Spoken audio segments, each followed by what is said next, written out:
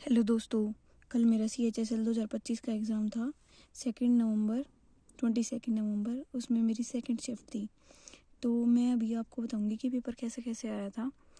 Basically मुझे जो paper का लेवल लगा वो मॉडरेट, मतलब इजी टू मॉडरेट ऐसा लगा। ये नहीं था कि ज़्यादा मुश्किल है। बाकी मैं जीएस के लिए कुछ नहीं कह सकती क्योंकि जीएस मेरी खुद ही वीक है, तो मैं उस पर क्या ही टिप्पणी करूँ कि वो कैसी आई थी कैसी नहीं।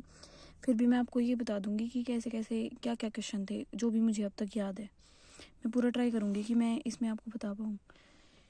तो कल सेकंड शिफ्ट थी 1:30 से 2:30 तक। उसमें एग्ज़ाम के बारे में बात करते हैं। सबसे पहले इंग्लिश में मुझे ऑन एन एवरेज 8 से 9 मिनट लगी थी, जल्दी हो गई थी मेरी। ठीक है, लेकिन हाँ, जिस बच्चे की और भी ज़्यादा प्रैक्टिस है उसने और भी जल्दी कर ली होगी। तो उसमें इंग्लिश में मैंने यहाँ पहले ही नोट डाउन कर लिया है कि क्या क्या आया था, ताकि मैं बीच में वीडियो में मुझे दिक्कत ना हो याद करने में। क्योंकि एक बार पेपर देने के बाद ना बहुत ही हो जाता है कि एकदम से दिमाग में आता ही नहीं है जो क्वेश्चन। एटलीस्ट ये हो ना कि एकदम से हाँ हमने 2-3 बार पढ़े हो, रिवीजन कर रहे हो, जो बाद में रिवाइज मतलब दोबारा से गो थ्रू कर रहे हो, पेपर में टाइम बचा हो तो तब वो एक दो याद रह जाता है। उसके बाद तो ऐसे हो जाता है कि यार क्या था, भूल गए। और मैं तो कल दे के आई थी और आज ये वीडियो रिकॉर्ड कर रही हूँ, तो इस बीच बहुत सारा डाटा मिस हो गया मेरे से, लेकिन फिर भी मैं पूरा ट्राई करूँगी। तो पेपर में इंग्लिश में सबसे पहले मेरे को लगी नॉर्मल मतलब कि ईजी। ऑन जैसे मैं ये था ना कि पेपर कैसा आ रहा है कैसा नहीं। सीजीएल में जैसे बहुत टफ इंग्लिश थी। ठीक है, सीजीएल में तो मेरे शायद कितने नंबर आए हैं, 28-29 के करीब नंबर आए हैं। ठीक है, इंग्लिश इसमें स्पेलिंग थी। ठीक है, 2 थी। एक तो ये था सेंटेंस के अंदर दे रखे थे 4 सेंटेंस थे, उनमें देखना था हमें कि करेक्ट किस किस की है। एनोटेट के थे 4 सेंटेंस थे, ऑप्शन एलिमिनेशन से करना था ये हमें। दूसरी थी ह्यूमरस की, इसके डायरेक्ट थे ऑप्शन। जैसे 4 स्पेलिंग थी ना, तो 4 सिंगल वर्ड्स दे रखे थे और इसमें तो बताना था। ऑप्शन देखे ना आराम से पता लग रहा था, क्योंकि 2-3 में तो ऑप्शन में 2 में तो ऐसे ही शायद आ ही दे रखा था, और ये तो कन्फर्म है ना कि आई आएगा नहीं, नॉर्मल था, ये आराम से कैच कर सकता है बच्चा। एंटोनिम था डिलीटरियस का, और ये होता है ना जो नुकसान देता है हमें। इसके तीनों ऑप्शन ऐसे थे जिसमें पता लग रहा था कि वो उसके साइनो है। ठीक है, ऐसे नुकसान से, हार्मफुल, ऐसा इससे रिलेटेड। और एक ऑप्शन था ये हार्मलेस। ठीक है, और साइनो में था हमारा संगुइन। इसका भी 3 ऑप्शन नेगेटिव में दे रखे थे, और एक था चीयरफुल करके, वो इसमें भी आराम से बता सकता था। और एक कोई और होगा तो अब मुझे याद नहीं है। ठीक है, मैंने पूरा ऑलमोस्ट आधा पौना घंटा सोच समझ के पूरा लिखा है कि पेपर में क्या था क्या नहीं था, ताकि मैं बता सकूं। क्योंकि ना ऑनगोइंग वीडियो में हो जाता है, याद रहता है नहीं रहता। फिलअप्स थे 2 थे। ठीक है, और एक में तो जैसे होमोनिम के लिए था लून और लून, ये 2 ऑप्शन थे, 2 फिलअप थे एक ही क्वेश्चन के अंदर। ये बताना था कि कौन सा आएगा, लेकिन ये होमोनिम के लिए था। और एक दूसरा होमोनिम था डक का। इसमें ना जैसे जो सेंटेंस क्वेश्चन में गिवन था उसमें डक को एज एन बर्ड ट्रीट कर रखा था, और बाकी 3 ऑप्शन में भी एज एन बर्ड ट्रीट कर रखा था, और एक में कुछ और करके था, मुझे याद नहीं है कि कुछ ईडियम बेस्ड या कुछ ऐसा था, तो वो भी ऑप्शन एलिमिनेशन से करना था। ठीक है, 2 ये फिलअप्स हमारे इसके हो गए होमोनिम के साथ। और एक ये था कि वेदर खराब है उसके बाद भी कोई प्रोग्राम है वो हो गया। ठीक है, तो इसमें ऑप्शन से 3 कुछ था, एक तो अनलेस करके था, एक और ऐसे था। और इसका आंसर मैंने इवन 2 मार्क किया है, क्योंकि मुझे यही लग रहा था कि बेशक मतलब एक तो वेदर खराब भी था उसके बाद भी वो हो गया प्रोग्राम। ठीक है, उसके बाद पैसेज पे आएंगे। पैसेज को ना पढ़ने की बिल्कुल ही ज़रूरत नहीं थी, और बाय गॉड ग्रेस मैं सीधा ही क्वेश्चन पे चली गई थी। क्योंकि मेरे ये था कि पैसेज पढ़ेंगे नहीं, पहले से ही जैसे प्रैक्टिस कर रखी थी उसमें कि पैसेज नहीं, पहले क्वेश्चन देखना है। ठीक है, इसमें मैंने QENG से सीखा था ये कि पहले ना आप क्वेश्चन देखो। क्योंकि लास्ट टाइम जब सीजीएल मेंस था ना, तो उन्होंने पैसेज करना अटेम्प्ट करना ऐसे ही बताया था कि पहले आप क्वेश्चन देखो, ताकि ये ना हो कि आप पूरा पैसेज पढ़ के खो गए हो उसमें, और फिर बाद में आपको पता लग रहा है कि क्वेश्चन तो कुछ और था। ठीक है, तो पैसेज पढ़ने की तो बिल्कुल ही नीड नहीं थी। जैसे सीजीएल में अब की 2026 की बात है, सीजीएल में पैसेज कितना मुश्किल आया था, और CHSL में पेपर जो पैसेज है वो आया था इजी। ठीक है, 3-4 क्वेश्चन सीधा थे, कोई इडियम बेस्ड था, सेंटेंस चेंज करना था नेगेटिव इंटेरोगेटिव में, और एक था इंटेरोगेटिव में चेंज करो, एक में मतलब बताना था। ठीक है, पैसेज बेस्ड शायद एक ही था, उसमें उसकी कोई लाइन पढ़ के ही वो था, लेकिन उसमें भी पढ़ने की जरूरत नहीं थी, ऑप्शन से हो जा रहा था। ठीक है। एक्टिव पैसेज भी नॉर्मल आया था, एक तो वाज और इसमें चेंज करना था, दूसरा था पैसिव से एक्टिव में चेंज करना है। इजी था, बंदा कर ले जाएगा जिसने प्रैक्टिस कर रखी है अच्छे से, ठीक है। और डायरेक्ट इनडायरेक्ट भी दो थे शायद, दो ही थे, इजी थे, मतलब हो जाएंगे, इतना ऐसा वो नहीं था कि क्या है, ठीक है। और PQRS में दो थे PQRS और इजी थे, मतलब अगर आपको वैसे भी सीरीज नहीं पता लगना, आप चारों सेंटेंस पढ़ो एक बार, छोटे छोटे सेंटेंस थे, ये भी नहीं था कि बहुत ज़्यादा है, सिंगल लाइन था, और चारों के चारों पढ़ो और अपना कर लो, ठीक है, ऐसे था, इजी था ओवरऑल। इंग्लिश मतलब इजी टू मॉडरेट ही कहूँगी मैं, नॉर्मल आसानी से 22 से 23 क्वेश्चन हो गए थे। उसके बाद अगर कोई हल्का सा भी कोई अटक रहा है ना, तो शायद वो PQRS किसी एक ऐसा था कि थोड़ा सा दिमाग ये लगाने की कोशिश करे, और एक ये मैं तुक्का ही लगा के आई हूँ, मुझे आता नहीं था, मुझे पता ही नहीं है लून और लून क्या है, ठीक है। रीजनिंग की बात करते हैं, ठीक है। मेरा पहला सेक्शन इंग्लिश ही खुला था, ठीक है, उसके बाद रीजनिंग था, तो लेकिन मेरा पेपर अटेम्प्ट मैं ऐसे ही करती हूँ, पहले रीजनिंग करती, इंग्लिश करती हूँ, देन मैं GS करती हूँ, देन मैं रीजनिंग, और लास्ट में मैथ्स करती हूँ। लास्ट में मैथ्स का मेरा फिक्स रहता है कि मैं आधा घंटा कैसे न कैसे मैं बचाऊंगी अपना, ठीक है। रीजनिंग में भी मुझे पूरा, मैंने देखा था, पूरा 10 मिनट लगा था और मेरा खत्म हो गया था रीजनिंग का पोर्शन। 23 से 24 क्वेश्चन तो ऐसे थे कि मतलब डायरेक्ट 30-40 सेकंड में, ज़्यादा से 50 सेकंड में डायरेक्ट हो जा रहे थे, जल्दी जल्दी, ठीक है। मतलब पैटर्न था ना, जल्दी जल्दी पकड़ में आ रहा था, चाहे वो नंबर सीरीज हो या फिर कुछ और हो। हाँ, 2-3 क्वेश्चन एक मैं इसमें लिख लेती हूँ, मैं भूल गई लिखना, 2-3 क्वेश्चन थे एड्रेस मैचिंग के, 2 थे शायद एड्रेस के जो आते हैं नॉर्मल, उसमें पता है इन्होंने अब के क्या कर रखा था, इन्होंने कर रखा था कि पूरा एड्रेस एकदम सेम, लेकिन जो शुरू में वो है ना हाउस नंबर, जैसे H.NO. ऐसे करके लिखते हैं ना, उसमें किसी में डॉट नहीं है, किसी में H. गैप NO लिख दिया, ऐसे मतलब उसमें चेंजेस कर रखे थे, बंदा सोच ही ना पाए। मैंने ना मेरे को उसमें थोड़ा ये हुआ, मैं कहा यार सारा एड्रेस तो सेम है, ये आंसर कौन सा होगा इसमें से। फिर मैंने वो शुरू से देखा, मैं कहा यार ये यहाँ इन्होंने डॉट की, स्पेस की, ये ऐसे ऐसी कर रखी है, दोनों क्वेश्चन में ना सेम इधर था। मतलब कोई क्या सोचेगा कि कॉलोनी के नाम में होगा, लास्ट में जो पिन कोड होता है उसमें होगा, ठीक है, लेकिन नहीं, इसमें ये था। तो थोड़ा मतलब शुरू से देखना शुरू करो, ऐसे कंफ्यूज मत हो ना कि कहाँ गया, इसमें तो एरर है ही नहीं, 4 ऑप्शन ठीक है, ये वो, तो आप थोड़ा देख के करना, ठीक है। अब उसके बाद नंबर सीरीज थी, वो एकदम मतलब मेरे को तो नॉर्मल लगी, पता लग जा रहा था। एक में शायद पूरा लेंथी था कि 2-3 स्टेप करके उसके बाद उनका वो था कि कितना होगा, जैसे ये नंबर दे दिया 1-2, ये उन्होंने गिवन है, तो इसके बाद इनका डिफरेंस, फिर इनका डिफरेंस, ऐसे करके फाइनल वो था, उसमें थोड़ा टाइम लग रहा था। और एक ये ऐसे था बिल्कुल सेम, 10-12, 12-14, 14-16, 16-18, ठीक है। सिटिंग अरेंजमेंट भी नॉर्मल थी, मतलब हो जा रही थी, जल्दी हो गई थी मेरी तो। एक सर्कल बेस थी, एक लाइन बेस थी, इसमें इन्होंने ये ट्रिक खेल रखी थी कि सभी साउथ फेस थे, और ये मैंने पढ़ लिया था, और मैं इस पे ध्यान रखती हूँ कि साउथ है नॉर्थ है। कई बच्चे इसमें कंफ्यूज हो जाते हैं ना, साउथ में तो जैसे सारी डायरेक्शन उल्टी हो जाती है, राइट बोलेगा तो लेफ्ट जाना है, लेफ्ट बोलेगा तो राइट जाना है। स्टेटमेंट बेस्ड क्वेश्चन थे, 2 थे नॉर्मल सिंगल स्टेटमेंट थे, ये ऐसे नहीं था कि जैसे सीजल मीन्स में आता है ना कि पूरा पैरा कि ऐसे ऐसे आप ऑफिसर हैं, ऐसे ऐसे हुआ है सोसाइटी में, ऐसे ऐसे कोई स्टेप लेना है तो आप क्या लोगे, ये नॉर्मल था स्टेटमेंट बेस्ड, ठीक है। मतलब हो जाना चाहिए मेरे हिसाब से, मेरे दोनों सही हैं। और देखो जो मैंने लिखा हुआ कि आप क्या करेंगे, ऐसा कुछ, ठीक है। एक क्वेश्चन और था जिसमें मैं अटक गई थी, मतलब मेरे को लास्ट में, मैंने लास्ट के लिए ये छोड़ा था, वो मुझे याद नहीं है मैंने कौन सा छोड़ा था, शायद कोई इसी का होगा, ठीक है।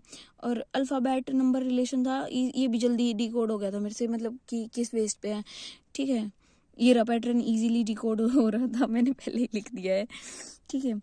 all+1 all+2 ऐसा कुछ था, क्रिस क्रॉस का, मतलब अगर वो बंदा ऊपर नंबर लिख लेना कि भाई हाँ, जैसे कि थिंक ऐसे दे रखा है, ऐसे था शायद, थिंक ही था मेरे हिसाब से, थिंक, तो इसके नंबर लिख लो, इसके हिसाब से वो अलग से, नॉर्मल था।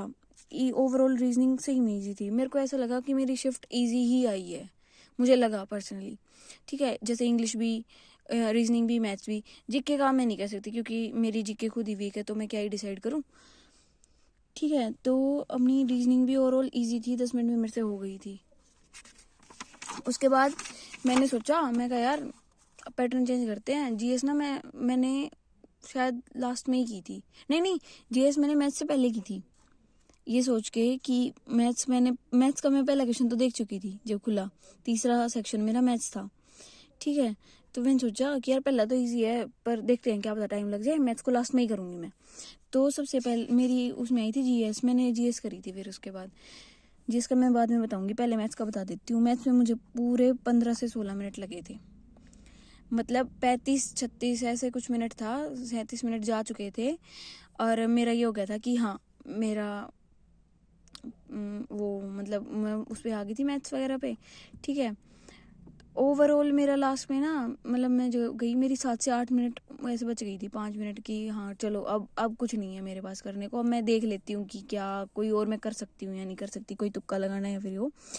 तो मैथ्स मैंने 15-16 मिनट में कर ली थी, मुझे नॉर्मल लगी, मतलब ओवरऑल इजी टू मॉडरेट की तरफ थी।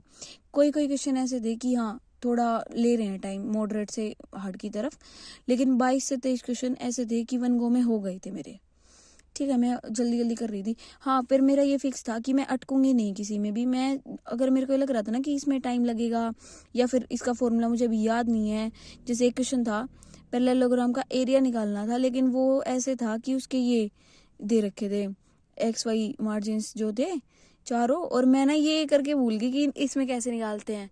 तो मैंने सोचा इसमें यार मुझे सोचना पड़ेगा, कट टू बेसिक्स जाना पड़ेगा मुझे, तो मैं बाद में करूँगी, ठीक है। बेसिक्स मतलब एक हाइट निकालूंगी पहले इसकी, और बेस इसका मैंने ये डिस्टेंस मेरे को निकालना आता ही है कि 2 इनका बीच का, ये मुझे पॉइंट निकालने का वो था, ठीक है। उसके बाद मैं निकालूंगी, मैंने कर लिया था लास्ट में, 12 आंसर था उसका, क्योंकि ये बेस उसका 4 आया था, हाइट 3 आई थी, ठीक है। और एडवांस मैथ था, मतलब अच्छा खासा पोर्शन था एडवांस मैथ का। उसमें पैटर्न वैसे तो ये था कि सिमिलर पैटर्न पे क्वेश्चन था, जैसे कि सभी वॉल्यूम्स बेस्ड क्वेश्चन थे, ठीक है। एक कोन का था, कोन का ये बता रखा था कि जैसे उसका वो दे रखा था CS से कोन का πRL, और उसका ये पूछ रखा था कैसे क्या हाइट निकालनी थी, ठीक है। ये था रेडियस दे रखा था, और एक ये था कि कैनवास करना है कोन को सिर्फ इस एरिया पे CSA पे, कुछ ऐसा, मतलब ऐसे नॉर्मल क्वेश्चन थे, ठीक है, फॉर्मूला बेस्ड। प्रिज्म का वॉल्यूम था एक क्वेश्चन में, एक में पिरामिड का था, एक में सिलेंडर का था, स्फीयर का था, एक क्वेश्चन ऐसा था। मतलब बच्चे इसमें कंफ्यूज होंगे अगर कोई होगा तो मैथ्स में, ठीक है। एक स्फीयर है क्यूब के अंदर, ए साइड है क्यूब की और उसके अंदर एक स्फीयर है, और दूसरा स्फीयर है क्यूब के बाहर। दोनों स्फीयर्स की हमें बतानी थी वॉल्यूम का रेशो। ये मेरा 1:3 आया था, ठीक है। और दूसरा था एवरेज थी, हाँ एवरेज के 2 क्वेश्चन थे, और एक तो था सिंपल नॉर्मल कि भाई इतने बंदों का एवरेज इतना है, इसमें से एक चला गया, एक आ गया, फिर इतना हो गया। एक नॉर्मल था ऐसे, ठीक है, वेट का था, शायद वेट का ही था कि इतने बंदों का वेट इतना था। और एक था ये, इसमें भी बंदा फंस सकता है। 10 नेचुरल नंबर का स्क्वायर है, उनका सम का स्क्वायर के सम का एवरेज A है, ठीक है। तो उसके बाद क्या हुआ, जो नंबर थे उनको कर दिया 2 टाइम्स, नंबर या नंबर के स्क्वायर को याद नहीं है अभी, ठीक है, उनको कर दिया 2 टाइम्स, देन उसका कर दिया हमने स्क्वायर। उसके बाद नया एवरेज फाइंड आउट करना था। इसके ऑप्शन कुछ ऐसे थे 156, 157, ऐसे 148, पता कुछ ऐसा था, ठीक है। तो हमें नया एवरेज बताना था, एक इसमें अटक सकता। ये अच्छा क्वेश्चन था, मुझे इसमें टाइम लगा था, मैंने इसको बेसिक से करना पड़ा था मुझे, क्योंकि मेरा हो ही नहीं रहा था। इतना बेसिक से करना पड़ा मुझे कि मैं वो भूल गई उस टाइम पे कि डायरेक्ट नेचुरल नंबर्स के स्क्वायर कैसे निकालते हैं। वो कुछ ऐसा होता है ना, n+1 2 n+ ऐसे कुछ बाई 6, मैं वो भूल गई।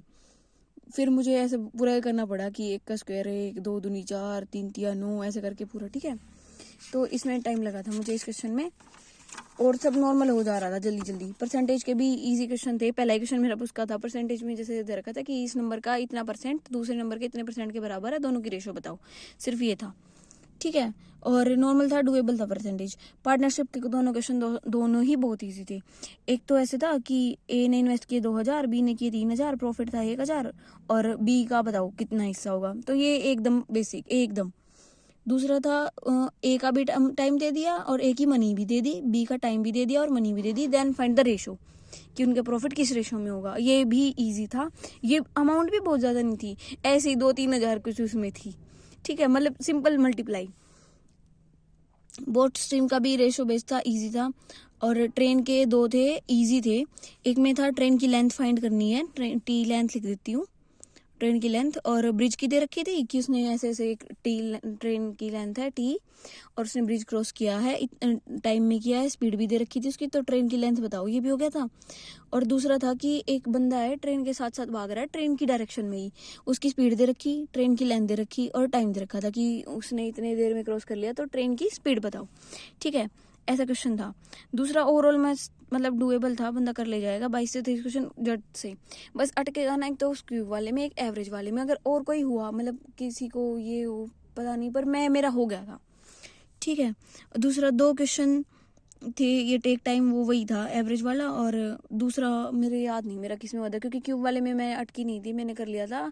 एक और था, हाँ पैरेललोग्राम, मैंने बताया ना मैं उसमें अटक गई थी। ये इसमें स्टैटिक्स बेस्ड ही था। देखो इसमें एक तो ये था कि इस इक्वेशन का सॉल्यूशन क्या होगा, मतलब वो इंटरसेक्ट किस पॉइंट पे करेंगे, 2 इक्वेशन दे रखी थी, उसमें वही ऑप्शन से वैल्यू पुट करके देख लो, जिससे वो एक पे फिक्स हो रहा था, शायद 7 और 3 की वैल्यू करके थी ऐसे, y=mx+10 ऐसे, इसका याद नहीं क्या था, -x था शायद। ठीक है, ऐसे ही था शायद, ऐसे 7 यहाँ पे x की वैल्यू 3, 10 में से माइनस है ना, ये x 3 के साथ है, हाँ ऐसे कुछ फिक्स हो रहा था। ठीक है, और दूसरा वो पैरेललोग्राम का, उसके चारों वो दे रखे थे मार्जिन्स और उसका एरिया बताना था। ठीक है, मैं एक वो मेरे को बेसिक से करना पड़ा था और एक मेरे को एवरेज वाला बिल्कुल ऐसे करना पड़ा था। ठीक है, और मैथ्स ठीक था, मतलब मैं ना ऐसे डरी हुई थी कि ऐसा ना हो जैसे सीजुअल में इंग्लिश कैसे आई थी, मैथ्स तो हालांकि उसमें भी बहुत ईजी था, रीजनिंग भी उसमें ईजी थी, इंग्लिश कैसे आई थी, जीएस कैसे आई थी, तो मेरे थोड़ा ये था यार मैं बुरा परफॉर्म ना करूँ। ठीक है, लेकिन ओवरऑल मेरे ये था पेपर थोड़ा सा ना, जैसा मेरा सीजीएल का गया था ना वैसा जाना चाहिए था, ताकि मेरी परसेंटाइल आई रहे। पर देखते हैं इसमें क्या होगा, ये तो मेरे को सही में मतलब इजी ही लगा है पेपर। ठीक है, जीएस में मैंने फिर आराम से मैंने 10 मिनट लिया।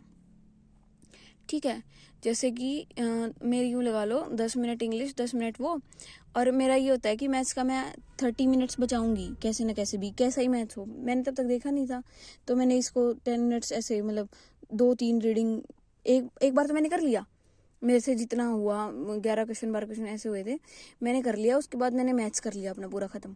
उसके बाद मेरे पास टाइम ही टाइम था कि मैं कर लूँ, मतलब कैलकुलेट करो 10 और 10 20 रीजनिंग और इंग्लिश डन। उसके बाद 15-16 मिनट में 35 में वो, और 5 में लगा लो इसमें लेके गई हूँ 40। मेरे पास ऑलमोस्ट इतना बचा हुआ था, हाँ, कि मैं कर लूँ। ठीक है, उसके बाद मैंने आराम से जीएस को दोबारा पढ़ के 2-3 रीडिंग ऐसे करी। लास्ट में मेरे पास ना ये हो गया था कि 5-7 मिनट बिल्कुल ऐसे थी मैं, हाँ बस अब तुक्के लगा लेती हूँ, कुछ बचा नहीं है मेरे पास करने को, और बाकी सब बच्चे पेपर कर रहे थे उस टाइम पे, मेरी साइड वाली तो कर रही थी। उसका तो लास्ट में ये था रिएक्शन कि यार मेरे कुछ रह गए हैं क्वेश्चन। फिर मैंने सोचा ज़्यादा भरोसा नहीं करते बच्चे, ऐसे ही झूठ बोल देते हैं, मैं किसी को नहीं बताती कि कैसा हुआ है क्या नहीं। खैर आप लोगों को तो यही नहीं पता मैं कौन हूँ, तो अब तो बताने में क्या ही गरज है। ठीक है, तो इसमें मैंने 2-3 रीडिंग ली, पूरा लास्ट में मैं अपना टाइम पास कर रही थी। इसमें पहला क्वेश्चन था ऐसे काजू नाजू कुछ करके फेस्टिवल था, नागालैंड था इसका, ये मैंने तुक्का लिया था, बस ऐसे ही हो गया ठीक। और इंडिया का फ्रांस के मतलब फ्रांस में इंडिया का एम्बेसडर ऐसे कुछ था, इसका ऑप्शन तो थे पर मुझे पता नहीं, मैंने जो सबसे लंबा था वो करके लास्ट में तुक्का लिया मैंने इसका, जब मैं लास्ट में टाइम पास कर रही थी, लेकिन मेरा गलत हो गया। एक ये तेलंगलम ऐसा कुछ ही था, टलंगलम टेंगलम कुछ ऐसा, ये फेस्टिवल की स्टेट का है, मीज़ो केरला तमिलनाडु, तमिलनाडु तो नहीं था, कुछ और ही था, यूपी ऐसा कुछ। ठीक है, उत्तराखंड, ये ऑप्शंस थे। ठीक है, और प्रतिहारा का इंस्क्रिप्शन की स्टेट में था सॉरी। और उसके बाद करंट के 2-3 क्वेश्चन थे, पता नहीं याद नहीं है मुझे क्या क्या थे। ठीक है, रोड इंडिया में कितने रूरल रोड की परसेंटेज कितने रोड ऐसे हैं जो रूरल में काउंट होते हैं कि ये रूरल रोड है। उसके बाद संघाई कमीशन है ऑर्गेनाइजेशन है, इसकी लैंग्वेज क्या है। ठीक है, ये था 2025 के बाद से। ठीक है, एक एंटी टेरर का कुछ था, मुझे याद नहीं कौन सी ऑर्गेनाइजेशन है क्या है। और एक बुक थी किसी की ऑटोबायोग्राफी थी, ऐसे फास्ट लाइक लाइटनिंग या फास्टर लाइक लाइटिंग कुछ ऐसे था शायद से भी, उसका ऑप्शन ना ऐसे थे, लेकिन उसमें उसेन बोल्ट था, तो मैंने सोचा कि यार ये तेज भागता है ये लगा लेती हूँ तो मैंने लगा दिया। कुछ मेरे आइडिया आ रहा था कि मैंने पढ़ा हुआ है, एक माइग्रेशन के कितने फैक्टर हैं, मतलब नंबर ऑफ फैक्टर्स कितने हैं, 2-3 ऐसे कुछ होता है, ये मुझे आता नहीं था। जन धन योजना किस मिनिस्ट्री से बिलोंग करती है।